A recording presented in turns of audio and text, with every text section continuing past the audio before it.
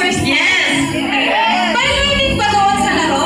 Yes! Yung iba nakakita kasi yung tatito na ayaw ba? Kunin, tama? Tama. Of course, sino ang gusto ng laro ulit? Nasa kamay! Sa next na lang ulit ang event. Ayan. So of course, nandito ako sa posisyon. Yan. Kasi, pansin nyo, position matters. Siyempre, siya yung nauna. Siya talaga Kumawaitin. pananalo, di ba? So same sa i-discuss ko ngayon.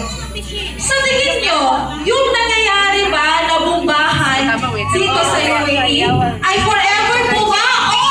Or magiging okay din? Pag nandito ka naman. Maging okay din. Magiging okay siya. Yung iba natakot, yung iba na for good na. Tapos nung na for good na, for bad pala ang nangyari. Tama? So pagdating sa Pinas, gusto na Bumalik. dito. Ano ba ang pinaka-worst na nangyari aside sa bombahan? Pandemic. Nawala ng trabaho. Yes, kasi ang pandemic, international, buong mundo.